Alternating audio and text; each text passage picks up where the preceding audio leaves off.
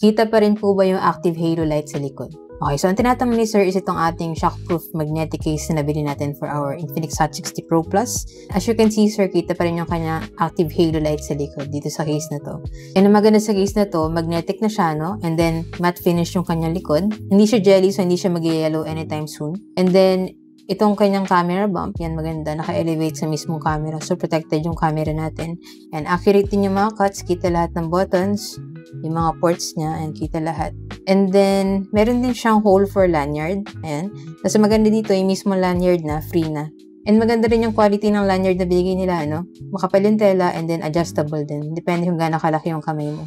And then, slim pa rin yung kanyang design kahit meron ng case, no? So, kita pa rin yung slimness ng ating phone. Semi-transparent. So, makikita pa rin yung design ng phone mo dito. And then, sa harap naman niya, yung case, mas naka-elevate siya ng konti sa screen, no? So, mas protected din yung screen natin if ever na bagsak siya na pa ganyan, di ba? Somehow, ma-absorb nung case yung impact. However, recommend ko, maglagay pa rin kayo ng screen protector. Yan, yung sa akin ang gamit ko is hydrogel screen protector kasi mas gusto ko talaga yung mga hydrogel pag ganitong curved screen para hindi umangat yung sa gilid niya. So, kung gusto mo rin ng ganitong case, sir, check mo na lang po dyan sa Yellow Basket. Diyan ko nabili para same quality and legit store din yung mapagbilan mo. Yun lang, sana nakatulong tong video, and if you have any other questions, let me know in the comments and follow for more tech content.